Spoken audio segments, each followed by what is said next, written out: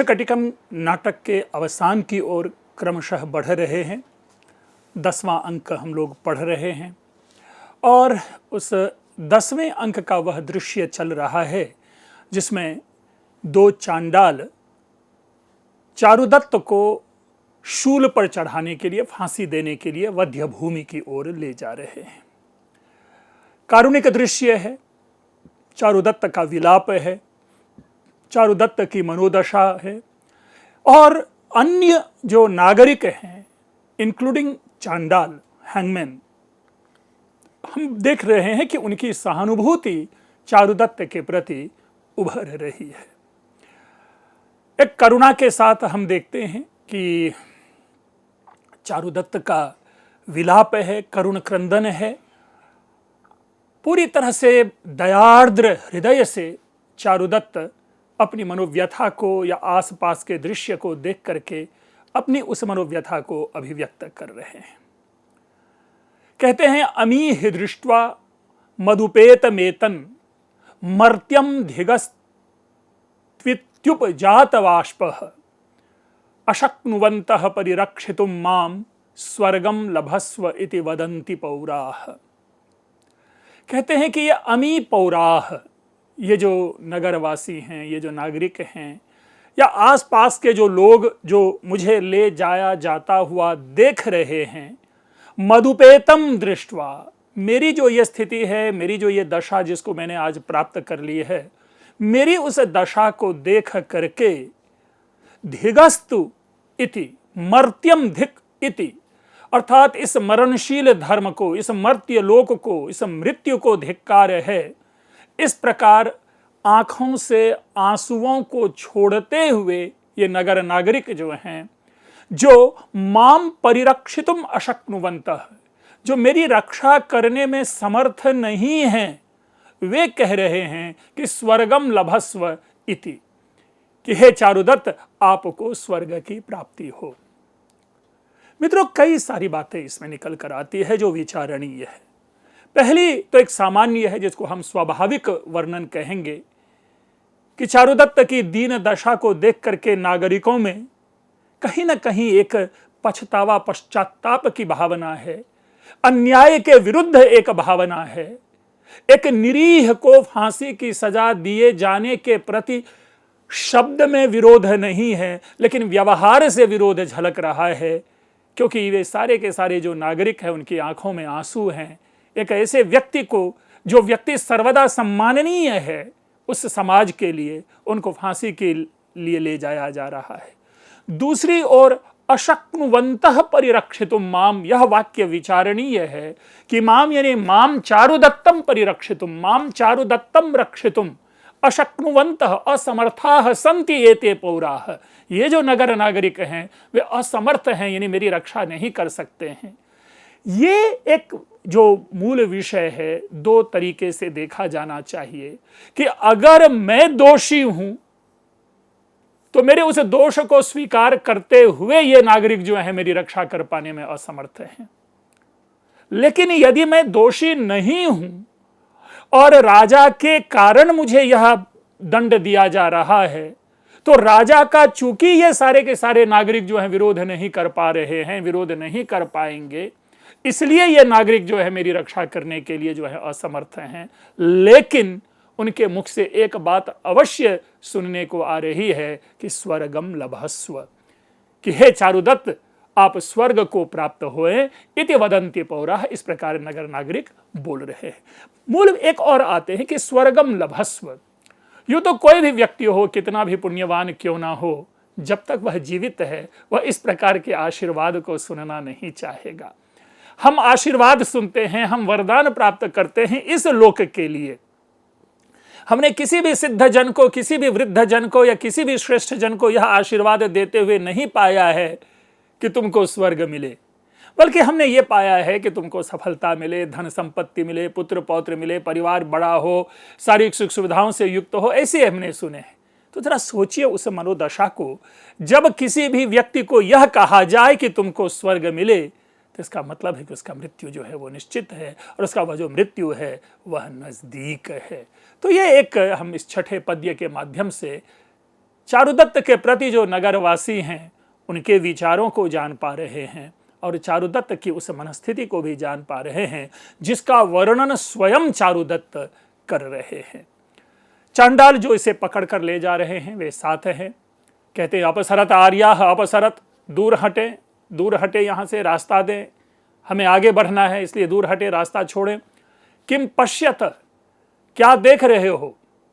अब देखिए यहाँ पर एक जो लोक परंपरा है, हम लोग अपनी कई सारी लोक परंपराओं से जुड़े हुए हैं।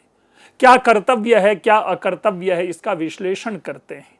कई सारी वर्जनाओं में हम लीन रहते हैं। शकुन अपशकुन, पुण्य पाप, धर्म अधर्म, ऐसे द्वंद्व में जूझ रहे होते हैं। तो जो चांडाल है वे वहां जो खड़े लोग हैं उनको हटाते हुए कह रहे हैं कि क्या देख रहे हो। हम लोग भी कहते रहे यहाँ क्या भीड़ लगा रखी है, चलो हटो हटो। वही भाव है यहाँ पर। कहते इंद्र प्रवाह्य माणो गो प्रसव संक्रमश्च ताराणाम सुपुरुष प्राण विपत्तिश्चत्वार इमेन न द्रष्टव्याः।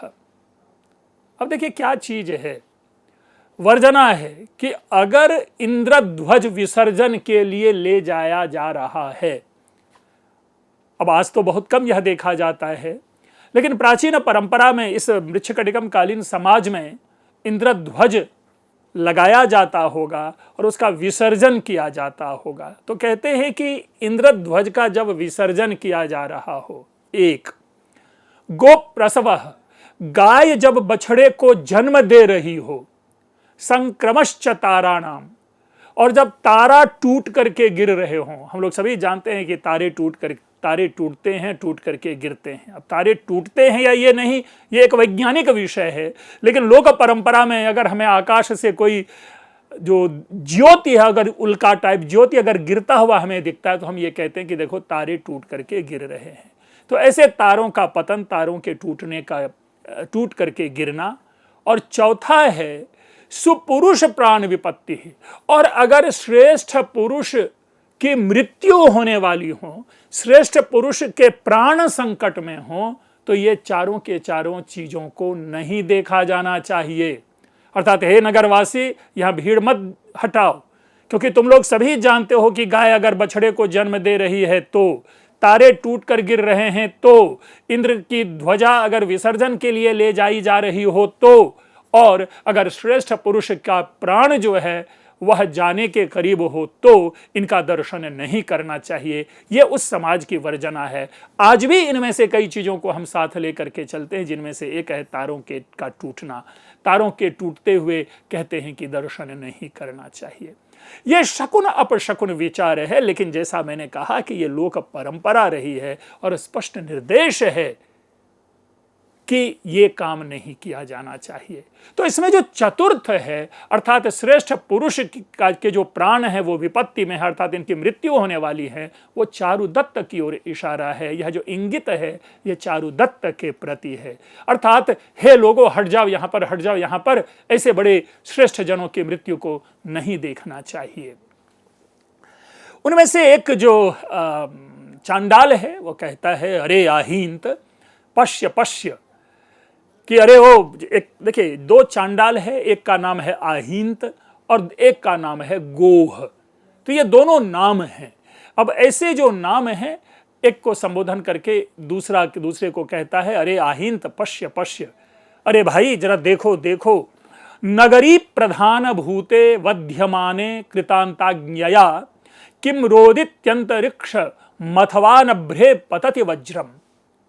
अब क्या है कि जिस प्रकार वहां पर लोगों के विलाप देखे जा रहे हैं, लोगों की पीड़ा देखी जा रही है, लोगों की जो हालत है, दशा है, इस चारुदत्त के मृत्यु के वृत्तांत को जान करके, उनको जो फांसी की सजा है उस सजा को जान करके जो आम नागरिक की जो मनोदशा है, उसी को किस ढंग से प्रस्तुत कर रहे हैं चांडाल के माध्यम से कवि। यह देखें, कहते हैं नगरी प्रधान भूते, अर्थात इस जयनी नगरी के जो सर्व प्रधान व्यक्ति हैं चारुदत्त, वध्यमाने, वध्य किए जाते हुए, अर्थात ये जो चारुदत्त है, इन चारुदत्त का वध किया जाना है। कैसे? कृतांताज्ञया। कृतांत शब्द के दो अर्थ हैं यहां पर। एक तो कृतांत का मतलब है यम, यमराज, अर्थात उस यमराज की आज्ञा से इस नगरी के, उज्जैनी नगरी के जो प्रधान चारुदत्त हैं वो वध्य के लिए ले जाए जाते हुए। लेकिन कृतांत शब्द का दूसरा अर्थ है, इसके माध्यम से उस राजा की ओर भी इशारा किया जा रहा है कि उस राजा पालक की आज्ञा से। किम रोदति अंतरिक्षम, क्या अंतरिक्ष जो आकाश है वे रो रहे हैं? अथवा अनभ्रे पतति वज्रम, या बिना बादल के, बिना मेघ के ही वज्र गिर रहे हैं? कहिए, देखिए कितना सुंदर है। इसके माध्यम से हम दोनों चीजों का अर्थ ले सकते हैं। पहली बात तो यह है कि किस प्रकार कवि ने यह कहा है कि आकाश भी रो रहे हैं, बिना बादल के, बिना मेघ के वज्र गिर रहे हैं। अर्थात चारुदत्त की जो मृत्यु है वो वज्रपात है, और चारुदत्त को मरते हुए देखे जाने पर जो जंगम, जो निर्जीव आकाश है, उनके भी आंखों में आंसू है। और आप इसको रिलेट करने की कोशिश करें, यद्यपि दूरान्वयी है अपिग्रावारोदित्यपि, क्या जो राम की जो मनोदशा है उत्तर रामचरितम के संदर्भ में, कि राम को देखते हुए, रोता हुआ देख करके पत्थर भी रोने लगे।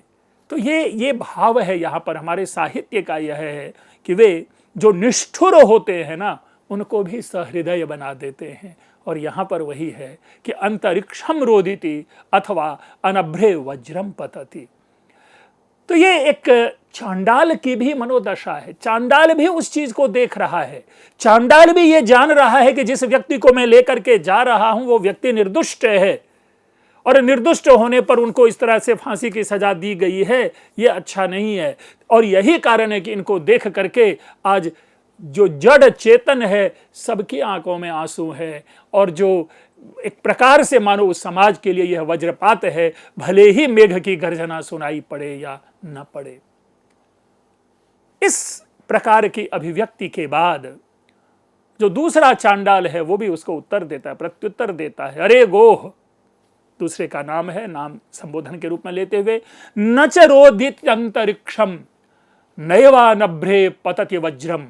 कह रहे हैं कि देखो, यह आकाश नहीं रो रहा है, और न ही बिना बादल के वज्रपात हो रहा है। महिला समूह मेघात निपतति नयनांबुदारा भी।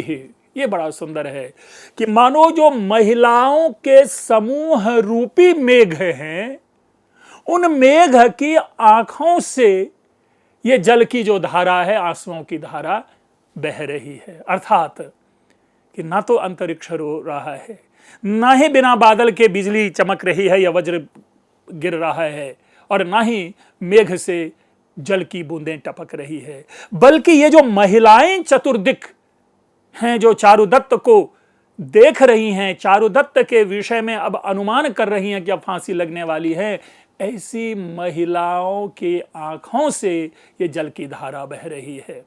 तो ये आपस में देखिए कि ये दोनों चांडाल भी चारुदत्त के विषय में बखूबी जान रहे हैं, और तदनुसार ये अपने भावों की अभिव्यक्ति यहाँ पर कह रहे हैं। वही आहिंत जो है, जिसने गोह को अभी संबोधित किया है, अपनी बातों को एक अन्य तरीके से भी यहाँ पर प्रकट कर रहे हैं। और इन सारी बातों का सार एक ही है कि बच्चे बच्चे की आंखों में आंसू है चारुदत्त के कारण। कहते अपिचा वध्ये नीयमाने जनस्य सर्वस्य रुदतः नयन सलिलैः सिक्तो रथ्यातो नो नमति रेणु। कि भाई गोह जरा देख लो कि फांसी के लिए ले जाए जाते हुए इन लोगों के, ये जो सारे के सर्वस्य जनस्य रुदतः, सारे लोगों के रोते हुए, नयन सलिलैः आंखों के जल से अर्थात आंसुओं से, सिक्तः रथ्या, ये जो गली है, ये जो लेन है, ये जो मार्ग हैं, वो गीले हो चुके हैं। और यही कारण है कि नो नमति रेणु, धूल जो है वह नहीं उड़ रहे। देखिए कितना सुंदर है कि यद्यपि धूल उड़ना चाहिए था, अर्थात मौसम जो है गर्मी का मौसम होगा, लेकिन वो धूल नहीं उड़ रहे हैं। वो इसलिए नहीं उड़ रहे हैं कि इन सारे लोगों की आंखों से जो बहने वाले आंसू है, उन आंसुओं से वहां की जो गलियां हैं, वहां के जो चौराहे हैं, वहां के जो मार्ग हैं, वो इस प्रकार गीले हो चुके हैं कि उस धूल में, उस धूली कण में उड़ने का सामर्थ्य नहीं रहा। तो ये बड़ा सुंदर है। और सुंदर क्या कहें, इंगित तो यही है, इशारा तो यही है, भाव तो यही है कि चारुदत्त की उस करुण दशा को देखते हुए नगरवासी करुणा की धारा में डूब चुके हैं। चारुदत्त इन लोगों को देखता है, अपने को जो देखने वाले वहां जो हैं, मैं बार बार नगर, नागरिक, पौर, जानपद आदि शब्द का प्रयोग कर रहा हूं, उन सब लोगों को देख करके चारुदत्त के मन से भी भाव निकलते हैं कि एताह पुनर्हर्म्य गताः स्त्रियो माम वातायनार्धेन विनिसृतास्याः हा चारुदत्तेत्यभिभाषमाणा बाष्पम प्रणालिभिः इवोत्सृजन्ति। कहते हैं कि एताः स्त्रियः, ये स्त्रियां, कौन सी स्त्रियां? हर्म्य गताः स्त्रियः, जो अपने अपने भवन में स्थित है, अपने भवन को चली गई हैं जो स्त्रियां।